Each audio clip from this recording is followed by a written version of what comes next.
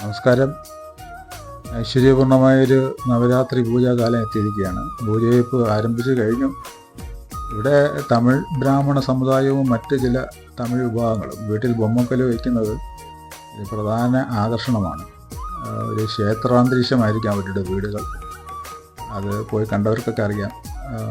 നല്ല ഐശ്വര്യത്തോടെ ഉള്ളൊരു അന്തരീക്ഷമായിരിക്കും.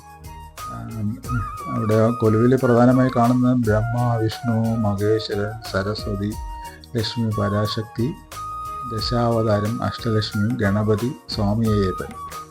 പറയാനേറെ ഉണ്ട്. അത് കണ്ടാലേ അറിയാം നേരിട്ട്. ഇപ്പോഴും ആധുനിക രീതിയിൽ പല പുതിയ പ്രതിമകളൊക്കെ വെച്ചിട്ടുണ്ടായിരിക്കും അവിടെ. ഇപ്പോഴും കാലങ്ങളനുസരിച്ച് ഇതിലും മാറ്റങ്ങൾ വരുന്നുണ്ട്. എങ്കിലും മുമ്പത്തെ കാലം നല്ല രീതിയിൽ ഇത് അലങ്കരിച്ചൊക്കെ വെക്കുന്നുണ്ട്. ഇപ്പോൾ ഈ പൂജ വയ്ക്കുന്ന വീടുകളിൽ ഒരു ക്ഷേത്ര അന്തരീക്ഷമായിരിക്കുമെന്ന് പറഞ്ഞല്ലോ. മാത്രമല്ല കലകളുടെ ഒരു സമ്മേളനമായിരിക്കും അവിടങ്ങളിൽ.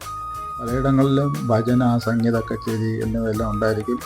ഇപ്പോഴും ഇതൊക്കെ നല്ല രീതിയിൽ നടക്കുന്നുണ്ട്. പിന്നെ വീട് സന്ദർശിക്കുന്നവർക്കൊക്കെ പ്രസാദവും ഗിഫ്റ്റുകളൊക്കെ കൊടുക്കും. അത് ഇന്നും ഇവിടുത്തെ അഗ്രഹാരങ്ങളിൽ കാണാൻ കഴിയും. ഓക്കെ. പിന്നെ ഈ ബൊമ്മക്കൊലുവിൻ്റെ കാര്യം, കരമനയിൽ തെലുങ്കിച്ചട്ടി സമുദായം വസിക്കുന്ന ഒരു ഗ്രാമമുണ്ട്. ഏകദേശം 50 വർഷം മുമ്പ് ഇവിടെ ഇതിൻ്റെ ബൊമ്മക്കൊലുവിൻ്റെ നിർമ്മാണം ഉണ്ടായിരുന്നു. ഞാനത് കണ്ടിട്ടുണ്ട് എൻ്റെ കുട്ടിക്കാലത്ത്. ഇത് കളിമണ്ണിൽ നിർമ്മിക്കുന്നതും അത് പെയിൻറ്റ് ചെയ്യുന്നതും ഒക്കെ ഞാൻ ഏറെ കൗതുകത്തോടെ മണിക്കൂറോളം കണ്ടു നിൽക്കുമായിരുന്നു. ഇപ്പോൾ ഇതിൻ്റെ നിർമ്മാണം അവിടെ ഉണ്ടെന്ന് അറിയില്ല.